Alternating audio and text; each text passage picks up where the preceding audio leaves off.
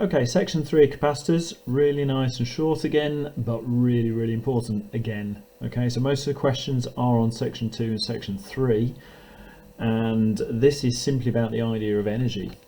Okay, so capacitors store charge, and because of that you've got that potential energy, you've got a lot of energy that can be stored up in capacitors, and it all depends on several factors. And if you think about the analogy with the water tanks, it's quite powerful. If you had a really tall tank, they would really shoot out. You've got a lot of kinetic energy as the particles shoot out. Okay, if you've got a small tank, even though it may have the same amount of charge stored up inside, because it's a low tank, a short height of tank, it's going to come out quite slowly. Okay, so high energy, low energy, it depends on voltage, it depends on charge, it depends on capacitance. Okay, so the whole thing's come together. So let's have a look at the ideas. Now, it's all about stored energy, or potential energy that it was called in the old days. The idea comes back to that original graph. Well, if we think about that, as we increase the charge, the voltage on a capacitance builds up.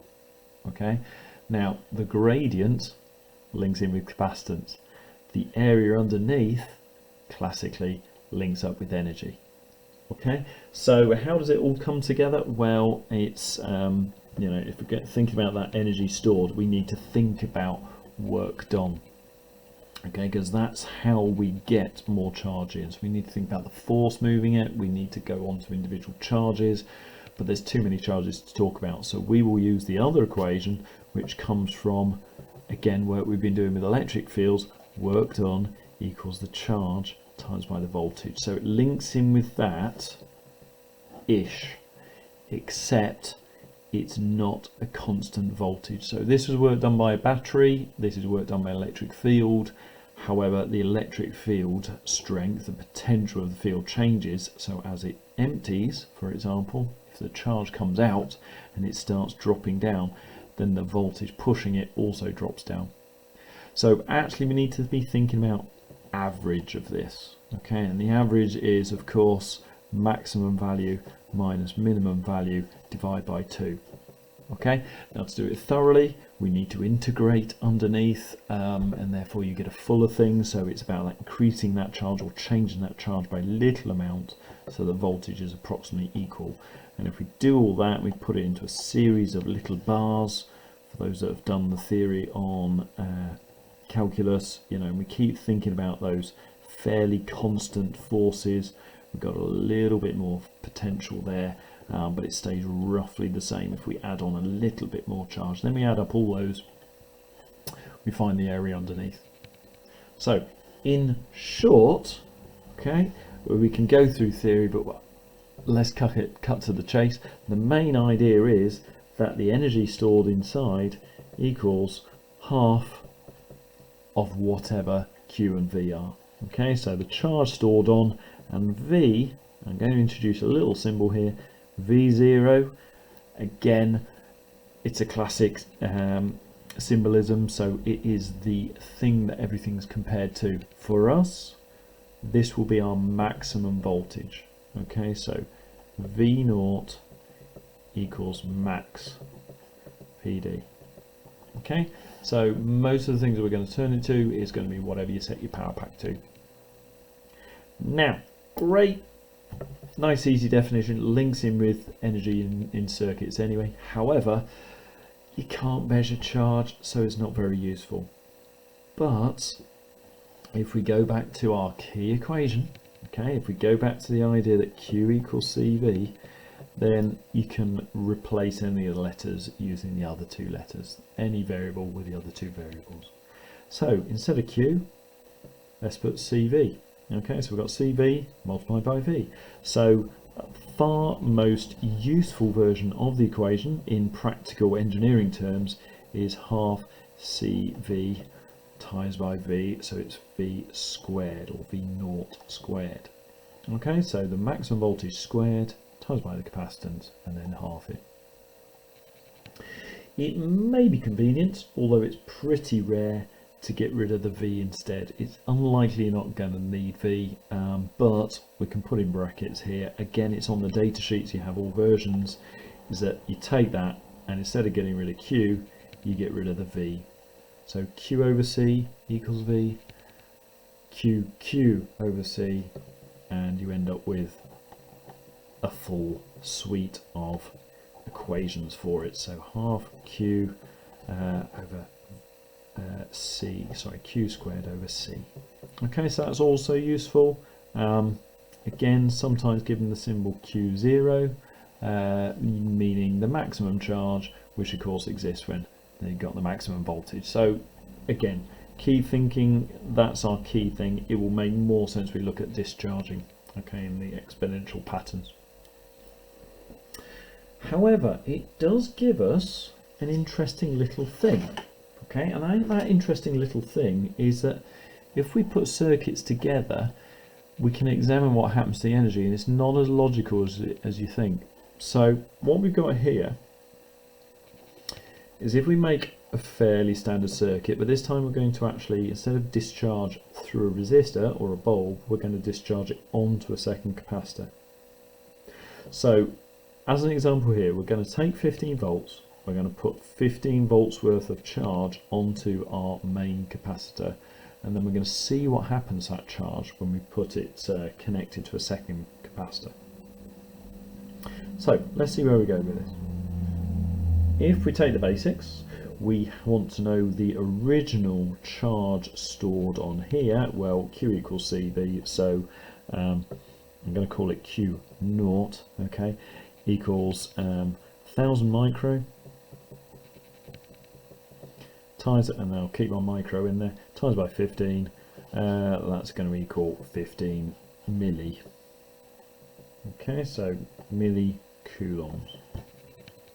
I'm going to use convenient units just to make this all a bit tighter and easier to see.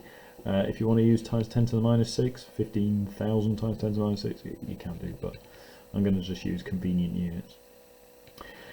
Now, when you connect them in parallel, because, well, they're going to be in a loop. So if we cover that up, if we put our switch round to here, okay, then what's going to happen is the charge that's on here is going to escape round. So, you know, let's call it Q in that direction. Not all of it, okay, some of it will remain, but it's going to go round until it ends up equally filled. Not necessarily the same amount of charge, but in equilibrium. Well, what point does equilibrium happen?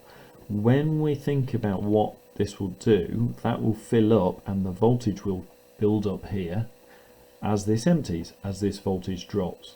What you'll end up with is, if there's no difference between the potential differences, so they both have the same voltage, then there's nothing to push the charge around with. It's the voltage needed to make it push, okay, at circuit level.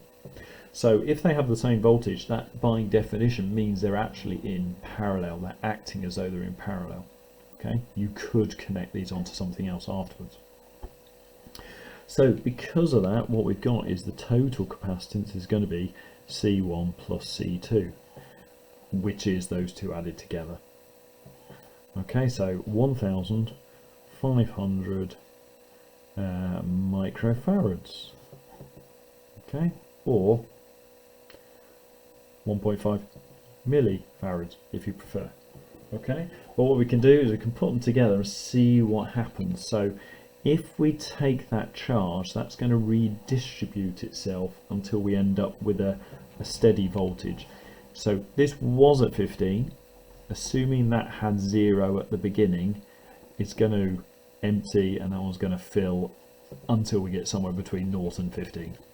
Okay, so if you want to find out where it's stopping, then V is going to equal Q over the total charge, let's call it that. The total charge there is going to be over the total capacitance.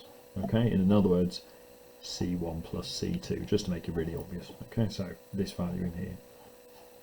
So what we end up with is 15 times 10 to the minus 3. If you want to do the conversion in your head, you could, but just be really, really careful.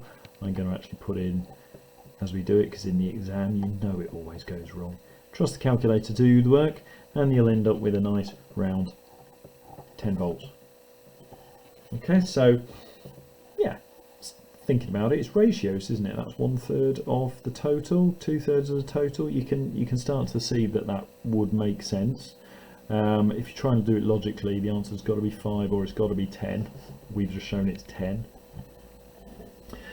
Okay, so what we can do is think about the energy. Okay, so that tells us what's happening. It's a fairly kind of typical-ish question. You might be asked to find out a voltage in a circuit. That's, you know, that's what circuits do. However, in terms of this section, we want to find out what's happening to the energy. Okay, so if we take out the original energy, we've got the value of Q, we've got the value of C, and we've got the value of V, so it doesn't actually matter which one of these equations you want to use. I'm going to make it easy. I'm going to think about, to my mind, I'm going to think about the voltage I've got and the capacitor that I've attached it to.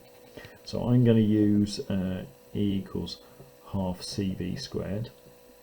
Okay, and for that one, that's going to be equal to half of 1000 micro times by 15 squared. Okay, for that, if you do your calculator, that'll end up with I think 112.5 millijoules. Not a lot, but you know, we are talking small amounts of charge, but when you're talking about electronic circuits, you don't need a lot of charge, so quite a small amount. We've already got a hint that some of it's gone missing because I've said underneath, but there we go. If we do the total at the end, again, well, you could use total or you could use the charge, or it doesn't really matter. But I'm going to stick with the same equation just because I like this one. Okay, so I've got half times by 1500 micro. Okay, so 1,500 micro times by 10 squared. Okay, so quite a big drop if you think about it. As soon as we're squaring it, it does make a big difference. And if you put that in, what you'll end up with is 75 millijoules. Gone. Quite a lot gone. Plus, so the whole point is 112.5 subtract 75. We end up with a nice round 37 point, it's slightly sarcastic, 37.5 millijoules. That's just gone. Okay, we haven't considered any of the factors, but by looking at what's happening with the charge, the fact that we've changed the strength of the electric fields and things means we're losing energy. Okay, we have less potential energy. So it's not about necessarily movement, but it's the fact that we've weakened those electric fields. And so your compression of the electrons is much less. So because of that, there's less tension within the repulsion between them.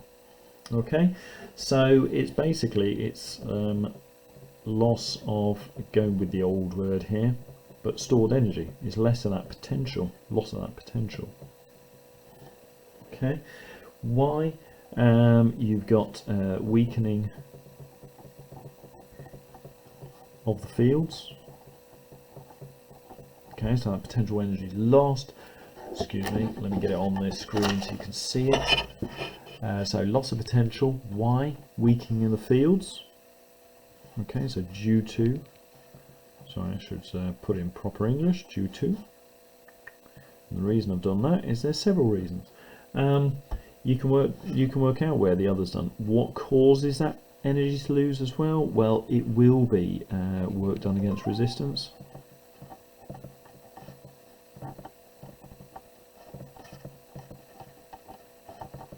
Okay,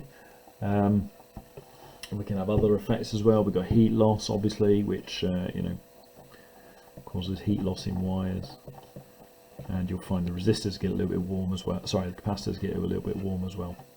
Okay, so yeah, lots of different potential reasons, but actually mathematically it happens. That's going to be your crux reason. It's that loss of potential energy in the field. So it links back to our electric fields chapter. Okay, so big, useful topic, really simple. Try and just, I mean, that's the base unit because it comes from our graph. But those two, either of those, as long as you're happy with them, you know that at least you've only got one variable in here. Both of those vary, yeah, whereas that one, only the voltage varies. where in that one only the charge varies. So these are kind of more useful to use when doing questions, but that's our base unit. Okay, really powerful little idea, lots of multiple choice, lots of 3-mark questions here and there.